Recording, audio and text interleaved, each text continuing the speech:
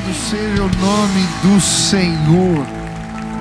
Ele é digno de honra, de glória, de majestade. Queria que você fechasse seus olhos, estendesse as mãos agora e adorasse a Deus, exaltasse o nome dEle. Nós cantamos que Ele é digno de honra, de glória. O exalte, abra sua boca agora. Começa a entronizar, a engrandecer. Essa é casa de louvores. Deus habita no meio dos louvores. O exalte, o exalte, o exalte, o exalte, o exalte.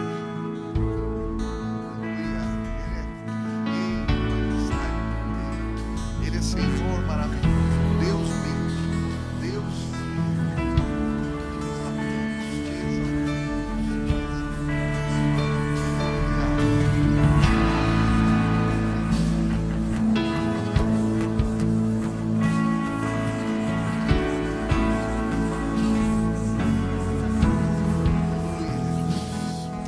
Pai querido, nós reconhecemos a Tua majestade, reconhecemos a Tua grandeza, reconhecemos, Pai, a beleza da Sua santidade. Pai, hoje nesta casa, queremos render louvores, que neste lugar, um incenso suave possa subir aos céus. Que o Senhor encontre aqui nesta casa, adoradores que o adoram em espírito e em verdade. Que o Senhor possa encontrar, Pai, nas nossas mãos ofertas de louvor. Que o Senhor possa encontrar, Pai, corações disponíveis. Gente que de fato ama e se entrega completamente no Teu altar. Pai, queremos agradar Teus olhos. Pai, queremos agradar Teu coração. Pai, recebe aquilo que Te entregamos hoje nesta casa. O Senhor é o motivo desse ajuntamento. O Senhor é o motivo desta reunião. Tu és digno de glória. Não há outro como nosso Deus. O Senhor é Deus Todo-Poderoso. A Sua voz é como o som de muitas águas. Hoje neste lugar declaramos a Tua grandeza. Eu quero pedir que a Tua glória se manifeste aqui sobremaneira. Que o Teu poder caia neste lugar. Pai, estamos diante de enfrentamentos. O inimigo tem se levantado, mas hoje em nome de Jesus clamamos. Vem com o Teu poder. Manda os Teus anjos visitar esta casa hoje. Que pessoas sejam curadas agora. Que pessoas sejam levantadas agora. Que a opressão vai embora. Que a angústia saia em retirada. Que o Teu poder se manifeste neste lugar. Nada pode parar o mover do Espírito Santo. Nós clamamos hoje. Acende os nossos corações. Que haja quebrantamento, contrição, arrependimento. E que o Senhor se mova através de nós com poder e graça. Nós queremos, Pai, nós desejamos a Tua vontade, a Tua presença. Nós pedimos, vem Deus de glória, revela a Tua face hoje nesta casa, adentra neste lugar. Que os céus se movam, que o Teu poder seja manifesto, que as pessoas sejam tocadas com a Tua graça. Vem, Senhor, Tu és Deus maravilhoso, Tu és o meu Pai, aquele que eu amo, aquele que amamos. Seja engrandecido, seja exaltado. Tu és Deus bendito.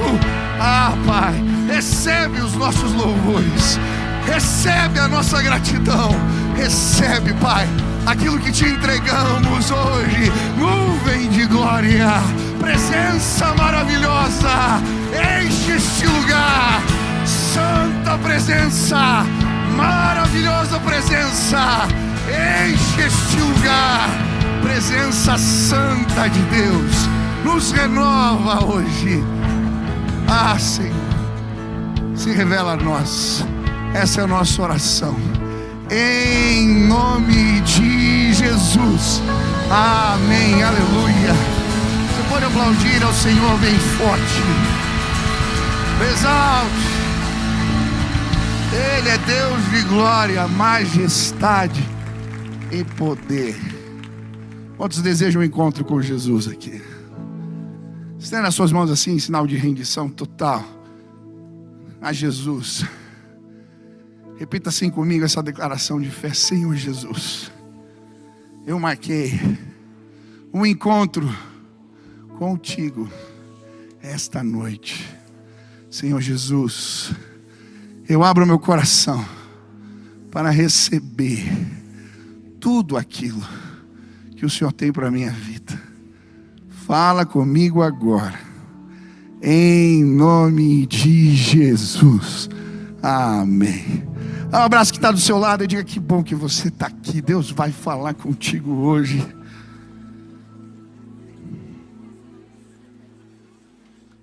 Aleluia. Que privilégio estarmos juntos na presença de Deus. Bom, estamos numa série de mensagens sobre santidade. E tiramos esse tempo como igreja para fazermos uma revisão de vida. E eu quero te dizer, quando mexemos, tratamos, permitimos Deus consertar o que precisa de conserto na nossa vida, a gente enfrenta batalhas, desafios. Mas eu creio que se você deixar Deus tratar teu coração, coisas novas do Espírito serão derramadas na sua vida. Quem quer viver novidade aqui com Deus? Amém? Assim como o carro precisa de manutenção, a minha e a sua vida precisa do conserto de Deus.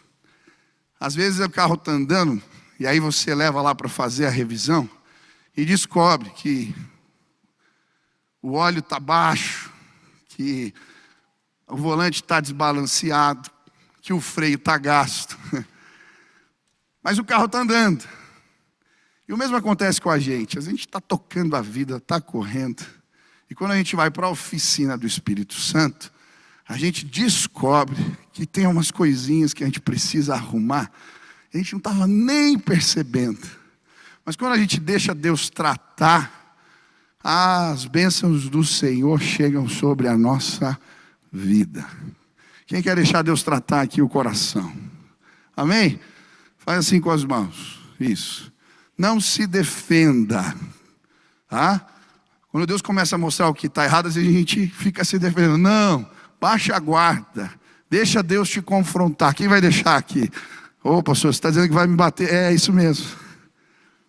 E estou dizendo para você: deixa Deus, deixa a palavra te confrontar, te provocar, que você vai ser abençoado. Bom, hoje nós vamos estudar sobre os pecados de relacionamentos. O que a Bíblia fala sobre esse tema? Como nós podemos evitar pecados de relacionamento?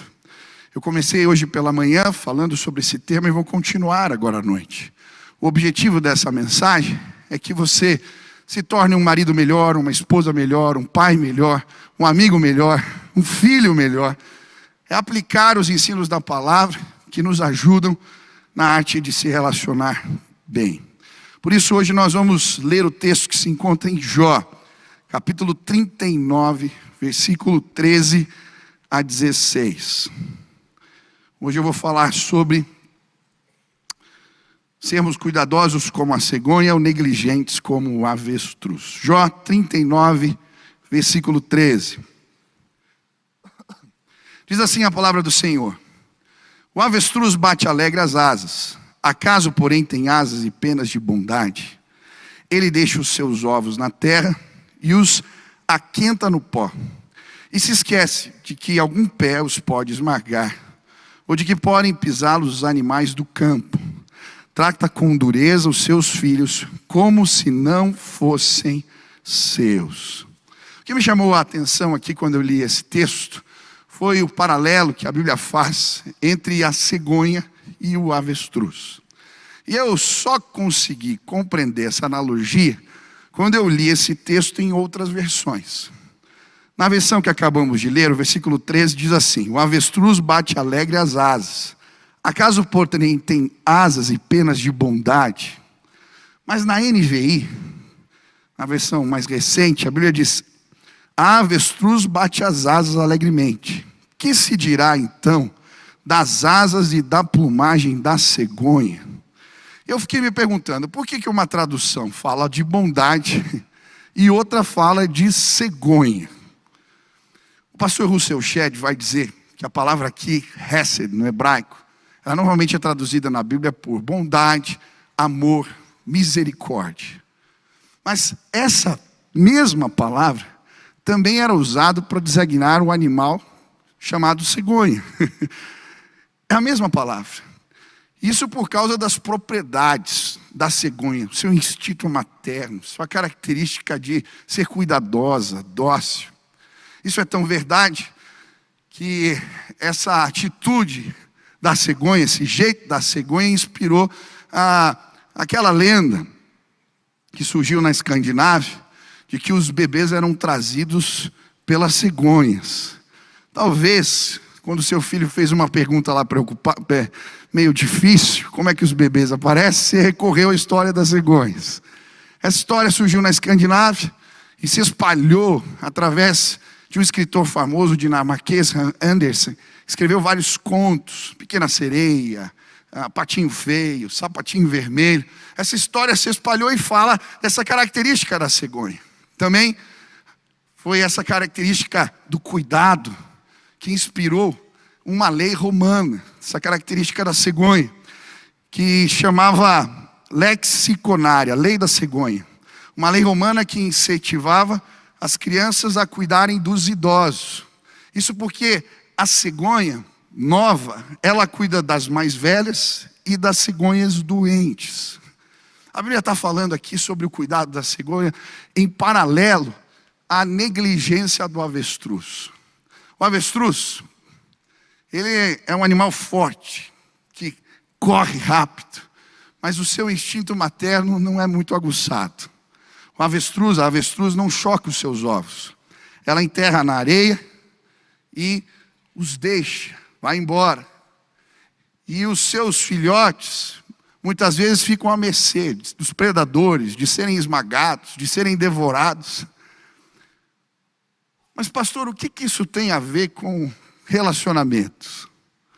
Sabe, eu creio que no âmbito dos relacionamentos nós podemos ser cuidadosos como as cegonhas ou negligentes como o avestruz.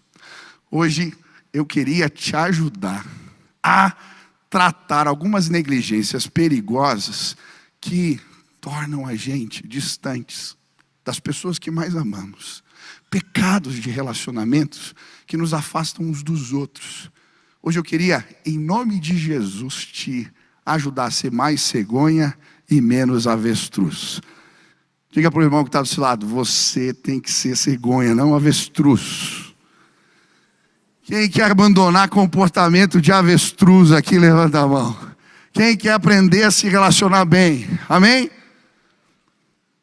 Que negligências são essas que atrapalham os nossos relacionamentos? A primeira negligência, eu falei hoje de manhã, a maneira como lidamos com as ofensas. Eu expliquei aqui que a ofensa, ela é uma arapuca do inimigo na nossa vida que nos prende. E expliquei que tanto o que ofende como o ofendido estão em pecado. Se a gente não tratar bem, corretamente, o que os outros fazem para nós, a pedra que tropeçamos, a gente também pode dar lugar a pensamentos, a ideias erradas e se afastar de Deus. E eu creio que hoje um monte de gente aqui resolveu o problema da ofensa na vida. Mas eu quero continuar agora. E a segunda negligência que eu quero falar, e que eu creio que atrapalha os relacionamentos, é a falta de zelo com relacionamentos inadequados. Existem determinados tipos de relacionamento que a Bíblia fala que são relacionamentos errados. São relacionamentos pecaminosos. Mas que relacionamentos são esses? Existem vários. Primeiro deles, a defraudação. A Bíblia vai dizer em 1 Tessalonicenses 4, versículo 4, que cada um de vós saiba possuir o próprio corpo em santificação e honra, não com desejo de lascívia, como os gentios que não conhecem a Deus, e que nesta matéria ninguém ofenda nem defraude o seu irmão. Primeiro tipo de relacionamento inadequado tem a ver com a defraudação. Eu me envolvo com alguém, eu me relaciono com essa pessoa, eu gero expectativas que eu não tenho a intenção de suprir. Sabe, muitos de nós, e muitas vezes, por causa de coisas que precisamos tratar nas nossas vidas, nós usamos os outros. A sua carência, a sua baixa estima, sentimentos que envolvem passado, traumas, abandonos, fazem pessoas se aproximarem e gerarem algo no outro, para suprir determinadas coisas no coração. Mas não há intenção de compromisso. A Bíblia diz que isso é pecado. A Bíblia também vai falar dos relacionamentos que envolvem sexo fora do casamento. Eu acho interessante o que Jesus fala para a mulher samaritana, quando ele está lá no poço e pede água para ela e manda ela chamar o seu marido. E a mulher diz: eu não tenho marido. E Jesus diz para ela: disseste bem, tiveste 5 e o que tem agora não é seu marido. Muitos de nós vamos vivendo a vida e vamos se atando em relacionamentos sem firmar compromisso. E esses dias eu atendi um casal e eu achei tão interessante que eles estavam juntos há muitos anos, começaram a vir na igreja e começaram a viver um processo de transformação. E eu lembro que eu sentei com aquele rapaz para conversar, nós começamos um discipulado e em determinado momento eu falei: a sua esposa, como é que tá? E a gente conversando, e ele falou: mas eu não sou casado, pastor. Eu falei: é mesmo, você não é casado? A gente tem filhos, a gente vive junto. E eu entendo que isso é só um documento, não tem importância, não é algo que tem tanto valor, a gente se dá bem. Eu falei: rapaz, você está perdendo uma bênção. Ele: como assim? Toda mulher quer ser assumida por alguém.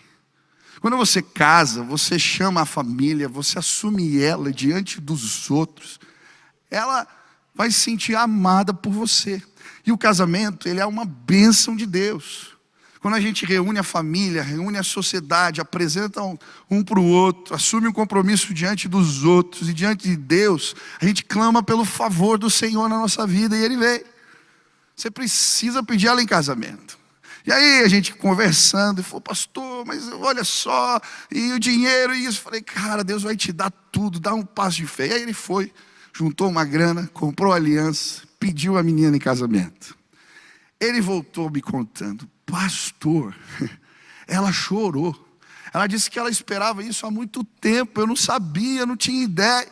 Eu fui nessa festa de casamento, foi tão especial, era tudo simples, os filhos estavam juntos, mas havia tanta alegria, beleza, porque aquele relacionamento inadequado agora estava sendo consertado por Deus. Deixa eu te dizer, talvez você esteja juntado, vocês foram ficando, se interessando, e agora estão vivendo juntos.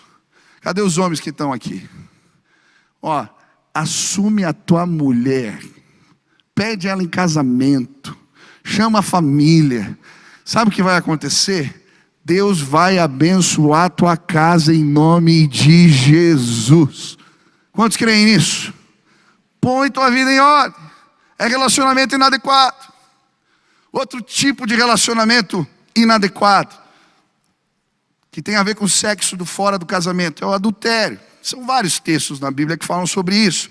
Marcos 10:19 diz: sabe os mandamentos: não matarás, não adulterarás, não furtarás, não dirás falso testemunho, não defraudarás ninguém, honra teu pai e tua mãe. Ele está dizendo: vocês sabem, mas mesmo assim fazem. Mas por que o adultério acontece? Muitas vezes, situações que a gente não resolve dentro de casa, a gente projeta no outro. Teu marido às vezes é ríspido, tem um jeito difícil de falar, não é tão carinhoso, zeloso com as palavras. E aí a gente começa a ver outros tipos de comportamento e começa a projetar no coração. Podia ser assim. E aí essa projeção vai virando algo maior dentro do coração. A gente vai se permitindo ideias. E muitas vezes a gente se aproxima de pessoas que são amigos, mas o nosso coração, a gente sabe que são amigos inconvenientes. Em nome de Jesus, talvez Deus te trouxe aqui para dizer: existem projeções que eu quero que você entregue para mim. Existem amizades que, na verdade, são relacionamentos inadequados e você está dando brecha para o inimigo acabar com a tua família. Ei, preste atenção. Alguns tipos de amizades são impróprias. Elas roubam, sim, o nosso coração. Que Deus te dê graça por pôr limites. A Bíblia vai falar ainda mais. Outro tipo de relacionamento inadequado, jugo desigual. A Bíblia vai dizer em 2 Coríntios 6, versículo 14: não se ponham em jugo desigual com os descrentes, pois o que tem em comum a justiça e a maldade? Ou que comunhão pode ter a luz com as trevas? Outro tipo de relacionamento inadequado é o jugo desigual. Mas o que é isso, pastor?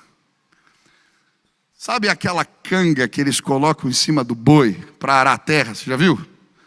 O boi, normalmente é um par de bois, tem aquela junta, aquela canga, e eles arrastam aquilo. O que é o jugo desigual? É eu pegar a canga pesada, pegar um boi, um touro forte de um lado e um bezerrinho do outro. O que vai acontecer? Vai ficar pesado só para um lado. O jugo desigual é exatamente isso. São relacionamentos que tornam a nossa vida mais pesada. São, sim, alguns tipos de associações que são indevidas. Mas que associações são essas, pastor? Por exemplo, existem algumas sociedades que vão tornar a tua vida pesada. Você está pensando em abrir um negócio? Cuidado com quem você se associa. Por quê? Às vezes a pessoa tem falha de caráter. Mas é da igreja. Mas tem falha de caráter. Você vê os procedimentos, os processos. Cuidado. Sabe o que vai acontecer? Essa associação indevida vai tornar a tua vida mais pesada do que deveria. Você vai fazer força demais. Outro tipo de jugo desigual: casar com quem não tem a mesma fé. Como assim, pastor? Você já pensou quão pesado é você ter que ser o responsável único por ser o sacerdote do seu lar? Você já parou para pensar nos confrontos de ideias, de valores? Porque o crente precisa pautar a vida segundo os valores da palavra. Mas quem não tem esse compromisso? Sabe, muitas vezes nos permitimos, romantizamos, deixamos situações crescerem no nosso coração e acabamos praticando aquilo que a Bíblia fala que é inadequado. Outro tipo de relacionamento inadequado: a roda dos escarnecedores. A Bíblia diz: bem-aventurado o homem que não anda no conselho dos ímpios, nem se detém no caminho dos pecadores, nem se assenta à roda dos escarnecedores. Antes, o seu prazer está na lei do Senhor, e nele medita de dia e de noite. Olha que interessante. Existe uma progressão aqui. Primeiro ele anda, depois ele para, depois ele senta. Tá? Se o texto continuasse, ele ia acabar deitado. O que a Bíblia está dizendo? Olha, cuidado com as pessoas que você se associa, elas vão te influenciar para o mal. Roda de escarnecedores. Sabe, tem muita gente que está naquele processo de transformação de vida. E existem alguns relacionamentos que a gente tem que colocar limites neles. Porque se a gente se permitir ir além, nós vamos nos perder. Eu lembro de uma situação que a Sil viveu no começo do processo da conversão dela. A maioria das amizades não eram da igreja. E elas iam para as festas. E algumas amigas começaram a vir na igreja. E um dia surgiu uma situação de um evento, de uma festa. E a amiga convidou. E ela falou, ficou na dúvida, será que eu devo ir? E ela falou, não, vamos, não tem problema. Eu estava nesse processo de mudança. E aí ela foi orar. E aí Deus, acho que para não deixar ela com dúvida, deu um texto muito claro. Se ela era para ela ir nesse encontro. Ela pegou a Bíblia e abriu e caiu em Provérbios 1,15. Que dizia assim, não ande com gente dessa laia. Fique longe deles. Sabe, eu creio que o problema não eram as amigas. Mas era para onde ela estava levando a vida dela. Que lugares ela ia. Aqueles relacionamentos, naquele momento, iriam aproximá-la ou afastá-la de Deus. Sabe, a roda dos escarnecedores, uma outra palavra para escarnecer é zombar. Roda de zombadores. Existem algumas rodas que você frequenta de conversa que Deus não se agrada. Sabe aquela rodinha de piada suja, de conversa maliciosa, de brincadeira que não presta, de comentário que não leva a lugar nenhum. Meu irmão, coloca limite. Tem grupo que você está no WhatsApp que só fica compartilhando porcaria, pornografia, brincadeira indecente. Se retira, se posiciona. Sabe, às vezes a gente está tão preocupado que a gente não põe limites e a gente perde o respeito. Colocar limites, escolher que rodas eu frequento.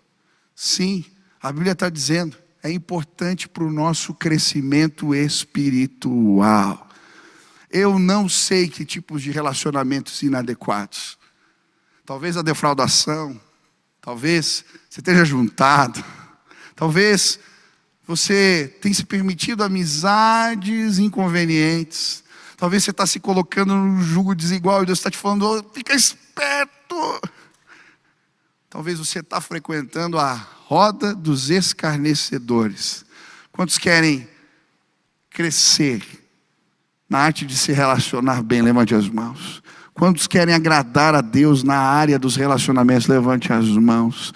Não seja negligente com os relacionamentos inadequados. Amém? Quantos concordam com isso? Então põe a mão no coração, fecha o olho assim. Deus, me mostra se tem algum relacionamento que eu tenho que ajustar, arrumar, inadequado na minha vida, em nome de Jesus. Terceira negligência. A falta de intencionalidade nos relacionamentos abençoadores. A Bíblia vai dizer que existem relacionamentos que nós temos que priorizar na nossa vida. E quando a gente não prioriza estes relacionamentos, a gente está em pecado. Mas que relacionamentos são esses? Primeiro, relacionamento com Deus. Você sabe o versículo, Mateus 6,33. Buscai primeiro o reino de Deus e a sua... E as outras coisas? Quem que tem que estar em primeiro? Deus. Você tem, de forma intencional, priorizado o teu relacionamento com Deus? Sabe, eu descobri que muitas vezes Deus era o último do meu dia. E não tem problema orar à noite. O problema é que, às vezes, o dia tinha passado e eu não tinha incluído o Senhor na minha agenda. Priorizar a Deus é já começar na presença dEle logo cedo de manhã. Quando você sair da cama, dizer bom dia, Senhor. Hoje eu já vou tomando banho, porque eu já acordo, já vou para o chuveiro direto, porque senão eu não acordo. E eu já vou falando com Deus, já começa no chuveiro. E aí depois a primeira coisa é pegar a Bíblia, é ter um tempo. Sabe, por vezes, a gente está correndo tanto que nem um avestruz atrás das coisas, que a gente não prioriza o tempo da palavra, o tempo com o Senhor, o tempo de qualidade com Jesus. Em Lucas 10, Jesus está falando com Marta, e ele diz: Marta, Marta, você anda inquieta, se preocupa com muitas coisas, mas apenas uma é necessária. Maria escolheu a boa parte, e esta não lhe será tirada. Sabe, uma das maneiras do inimigo nos distrair é nos encher de tarefas. Como um avestruz, a gente está correndo, e a gente não prioriza. Eu gosto do que Corrie ten Boom vai falar sobre esse respeito. Ela disse assim: uma vez que se o diabo não conseguir fazer você pecar, ele fará você ficar ocupado demais. Ambos, pecado e ocupação, têm exatamente o mesmo efeito. Eles cortam a sua conexão com Deus, com outras pessoas e até mesmo com a sua própria alma. Você está correndo tanto, e aí, de alguma maneira, Deus não tem sido prioridade. Seja intencional. Outro tipo de relacionamento que a Bíblia diz que temos que priorizar é o relacionamento com a igreja. Olha o que diz Hebreus capítulo 10, versículo 25. Não deixemos de congregarmos, como é costume de alguns. Antes façamos admoestações, e tanto mais quando vede que o dia se aproxima. Temos que ser intencionais com o relacionamento que temos com a igreja, com o corpo. Ele está dizendo aqui, tem gente que parou de congregar. Está errado. Eu vejo tanta gente dizendo: eu frequento a igreja pela internet. A minha mãe foi frequentadora assídua por causa de uma enfermidade. Mas ela sentia tanto a falta da comunhão do corpo. Você tem esse privilégio e às vezes não valoriza. Gente, não tem como casar sozinho, tem? Não sei se inventaram um jeito, eu acredito que não dá. Não tem como ser cristão sozinho. Porque no plano de Deus, o cristianismo envolvia o corpo de Cristo, que é a igreja. Por isso precisamos nos relacionar uns com os outros, precisamos servir uns aos outros, suportar uns aos outros em amor. Não é, eu vou na igreja quando eu estou passando por problema. Eu vou na igreja quando eu preciso resolver uma situação da minha vida. Qualquer motivo é motivo para não estar na presença de Deus, cultuando o dia do Senhor. A gente abre mão. Na verdade, muitos de nós já perdeu completamente esse valor. Ei, em nome de Jesus, separa um dia para o teu Deus, para ir na casa do Senhor. Se envolva com os teus irmãos. É nesse lugar que somos aquecidos na nossa fé. Sabe, quando a gente fica longe, a gente não vai percebendo. É como a brasa fora do braseiro, que vai apagando. Talvez você ainda esteja laranjinha. Fala, não venho, mas eu estou bem. Não, querido.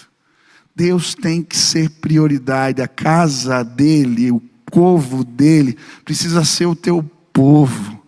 E é só nesse lugar que a gente vai encontrar algumas bênçãos especiais. Quem aqui já foi abençoado porque Deus usou um irmão para trazer um recado dele para a sua vida? Levanta a mão.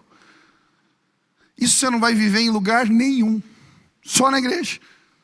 Quantas vezes eu cheguei aqui no culto, eu sentei aqui, aí vinha uma irmãzinha, com um recadinho escrito assim à mão, e me entrega: pastor, eu estava orando, Deus mandou entregar, e era a resposta de Deus que eu estava pedindo aquela semana. Quantas vezes uma oração específica que eu recebi, quantas vezes provisões financeiras na minha vida chegaram, porque o irmão me liga e fala: Deus me incomodou para te ajudar com isso daqui. Eu não pedi nada, eu não falei nada. Isso é a beleza do corpo de Cristo. Você só vai viver esse tipo de experiência se você estiver na igreja. Tem que ir para a célula, meu irmão. Tem que servir nos ministérios. Tem que ter prazer de trazer a família. Tem que ser prioridade. Outro tipo de relacionamento que não podemos ser negligentes, mas priorizar, é o relacionamento com a família. 1 Timóteo 5,8 diz: mas se alguém não tem cuidado dos seus, e principalmente dos da sua família, negou a fé e é pior do que o infiel. Olha que forte. Não cuidar dos seus, a Bíblia está dizendo, é pior do que não conhecer, ser infiel. Não ter compromisso com Deus. É isso que você está dizendo. O que é? Gente, eu fico vendo umas coisas.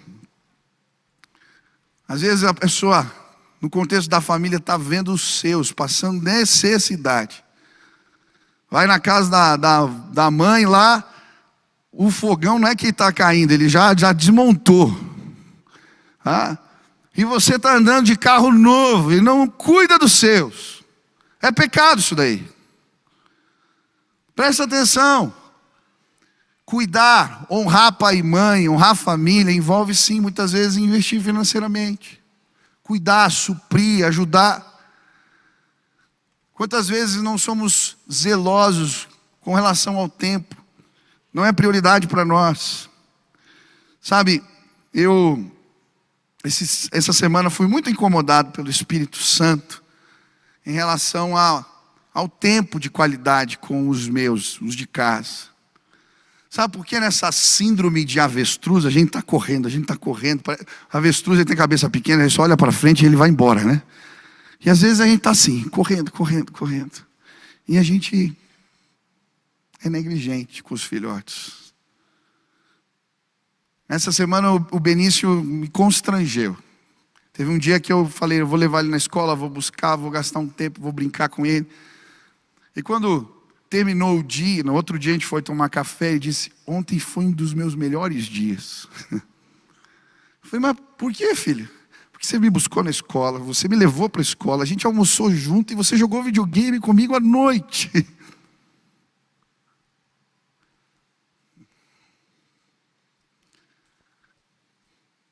Às vezes a gente está correndo tanto. E o seu filho só quer um pouquinho. Eu não quero ser como um avestruz.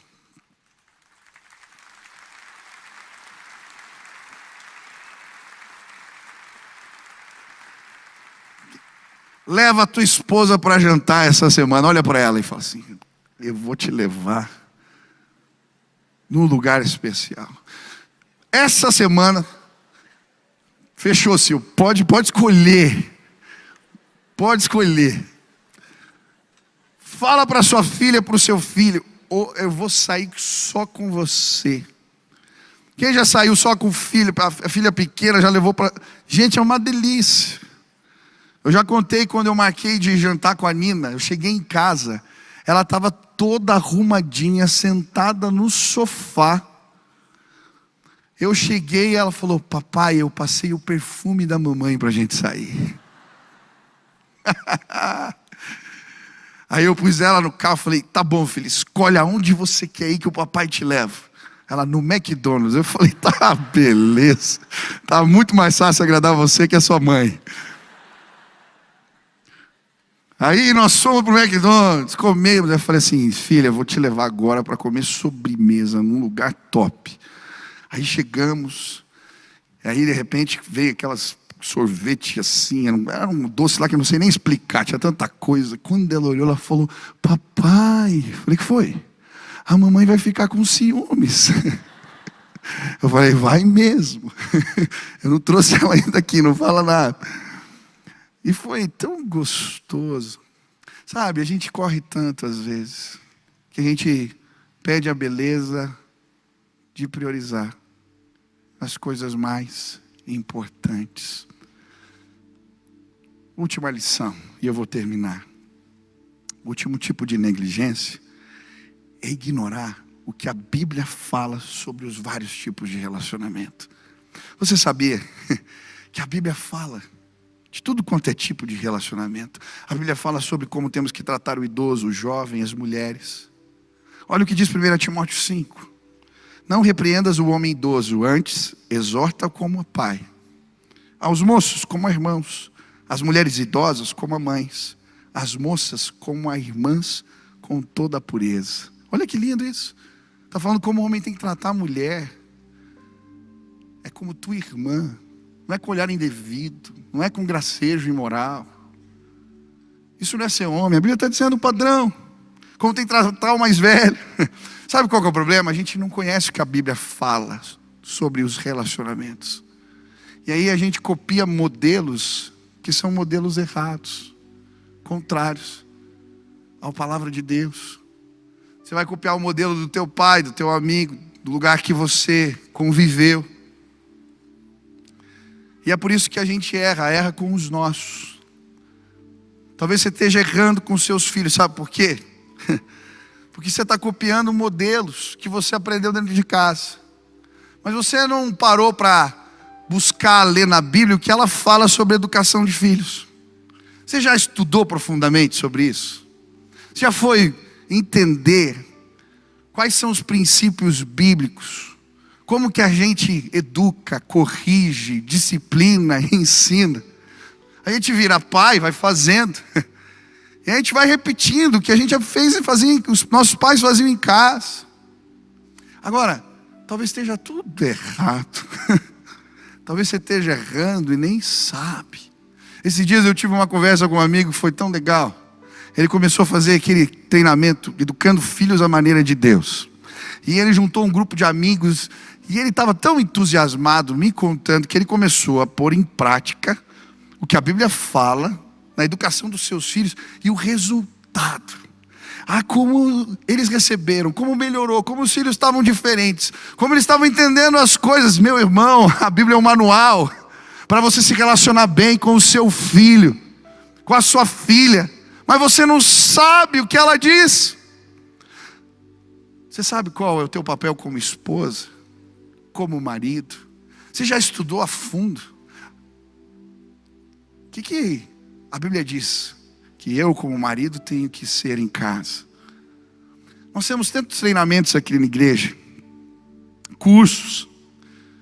Eu gosto desse curso que muitos homens estão fazendo dos guerreiros, porque eles são versículos da Bíblia aplicados para o dia a dia, que nos mostram, olha, é assim que a Bíblia diz que tem que ser homem, é assim que a Bíblia diz que tem que ser o líder do lar. É assim que tem que tratar a esposa, os filhos. Quando a gente vai estudando, vai a fundo e não ignora, põe em prática o que a Bíblia fala, a gente vê a bênção de Deus chegando nas nossas casas. Eu não sei quais são os seus modelos. Talvez teu pai era um ogro. E às vezes, sem querer, você está fazendo igualzinho. Quero te desafiar a pegar cada um desses papéis que você exerce no âmbito dos relacionamentos e a descobrir tudo o que a palavra de Deus diz a esse respeito. Procura o Ministério de Famílias. Vem aqui, sexta-feira vai ter uma reunião sobre educação de filhos. Vem aqui na reunião dos homens, na das mulheres. Procure materiais, livros. Sabe, uma época minha esposa chegou com uma pilha de livros sobre feminilidade. E eu fiquei tão impressionado, eu li algum dos livros. Eu queria ver o que ela estava lendo lá.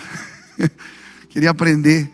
E eu fiquei tão impactado como o pecado do homem, a omissão do homem, fez movimentos e modelos contrários à palavra de Deus se estabelecerem na sociedade em relação às mulheres.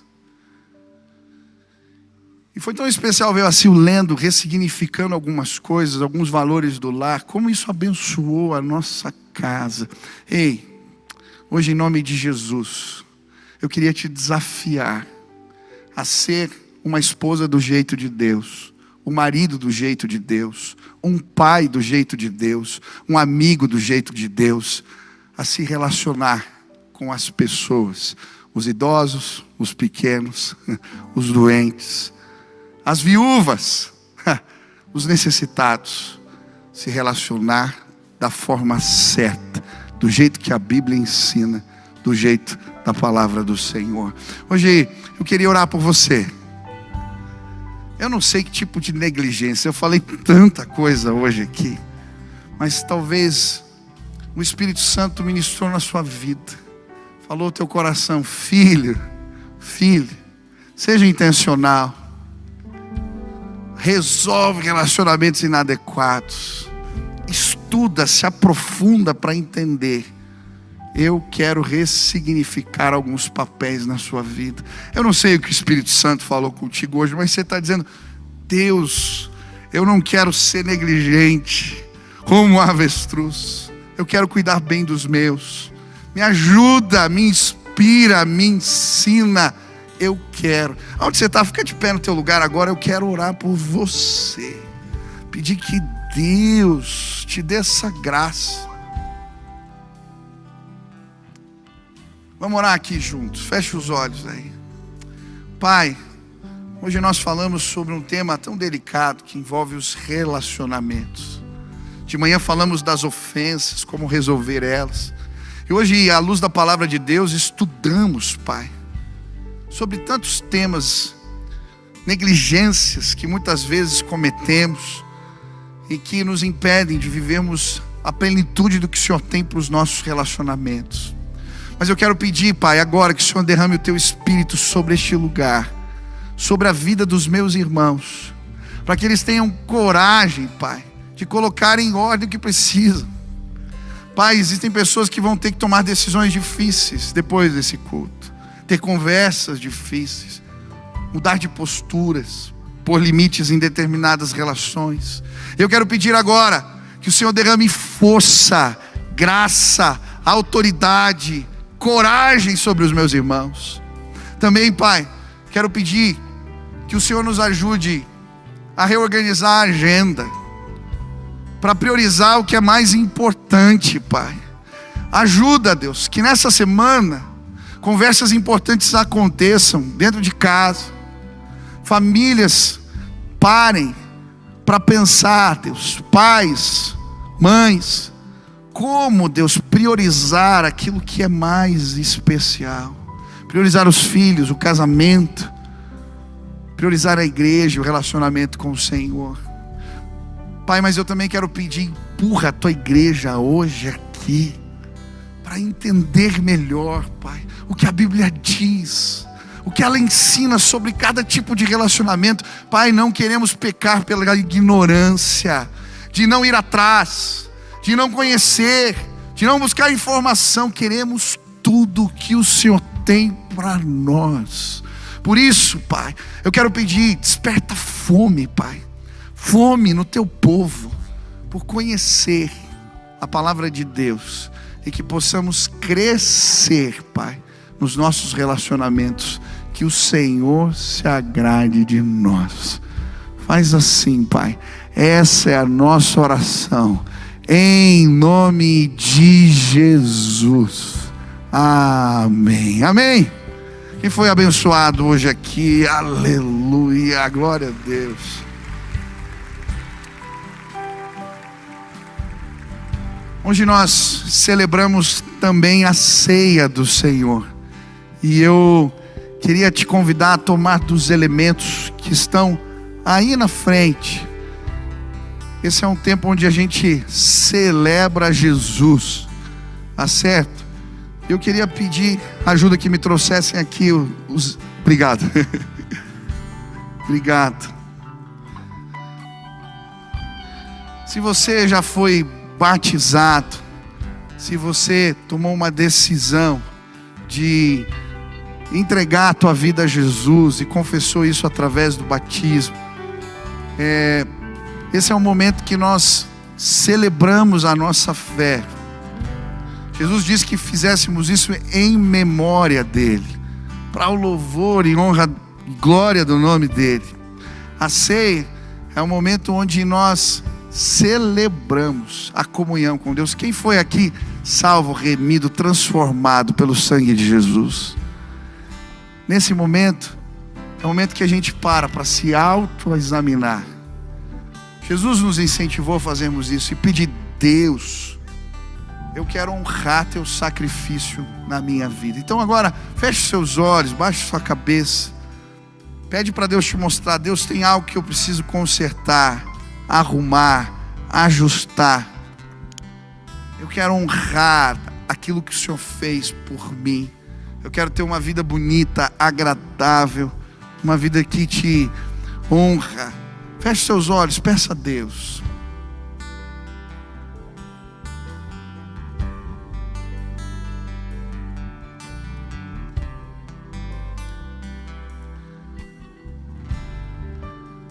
pão representa o corpo de Jesus, que foi machucado por nós na cruz do Calvário. E nesse tempo nós exaltamos o sacrifício que nos trouxe de volta a comunhão com Deus. Por isso eu queria pedir que a irmã Maia orasse para nós, agradecendo Jesus pelo corpo dele, pelo seu sangue vertido por nós. Pai querido, nós estamos aqui na Tua presença, em louvor e adoração, pelo Teu grande amor por nós. O Senhor nos conhece, sabe o nosso nome, nos conhece no íntimo do nosso ser. O Senhor sabe também das nossas falhas, das imperfeições, do pecado, e por isso que o Senhor mandou o Teu Filho. Senhor Jesus, que alegria estarmos na Tua presença. Tu és bem-vindo aqui. Que alegria de celebrarmos a ceia em memória do Senhor. Obrigada por sofrer e morrer no nosso lugar. Obrigada pela salvação e pela vida eterna que temos em Ti. Senhor Jesus, queremos viver uma vida em santidade. Ajuda-nos, inspira-nos, dá-nos sabedoria e força. Em nome de Jesus oramos. Amém. Amém. Comamos do pão celebrando a Jesus.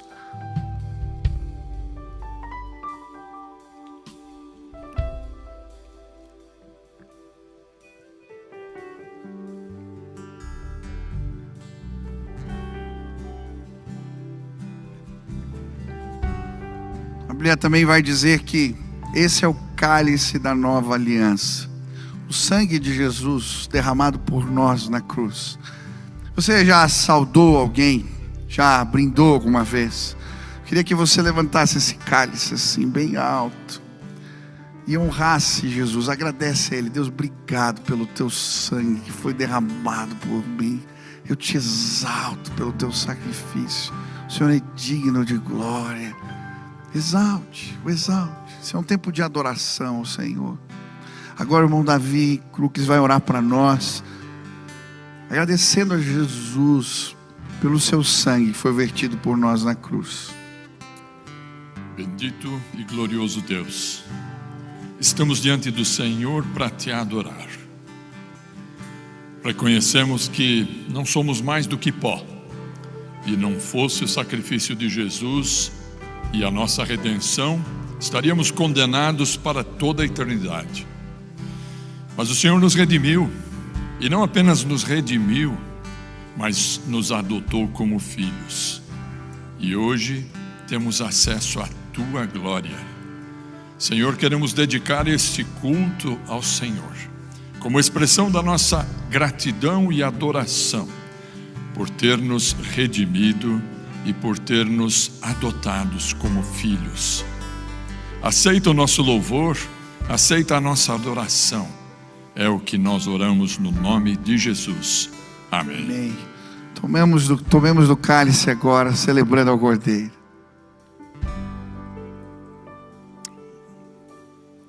Aleluia.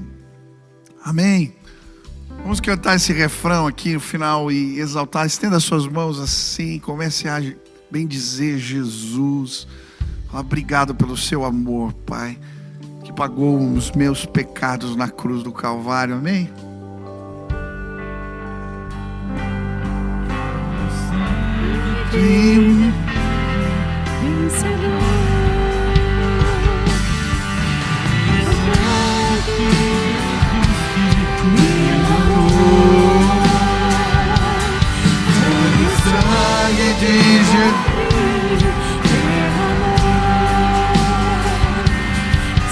Sacrificou e me salvou. Foi o sangue que me fez um vencedor. Foi o sangue de Jesus que me lavou. Foi o sangue que por mim derramou. Aleluia, aleluia. Se sacrificou e me salvou. Foi o sangue que me fez um vencedor. Vamos orar para encerrar o nosso culto aqui, agradecendo a Jesus. Pai, obrigado, Deus, por esse tempo. Obrigado, Senhor, porque a tua fidelidade é real. Obrigado pela tua palavra que é viva e nos inspira. Eu quero pedir que aquilo que estudamos hoje, que aprendemos à luz das Escrituras, que isso possa reverberar na nossa vida, produzir frutos abençoadores na nossa semana, no nosso dia a dia. E que o amor de Deus, o nosso Pai, a graça de nosso Senhor Jesus Cristo e as consolações do teu Espírito repousem sobre o teu povo aqui presente, sobre a tua igreja espalhada pela terra. Faz assim, Pai, em nome de Jesus. Amém. Deus te abençoe. Uma semana linda para você. Deus nos dê a graça.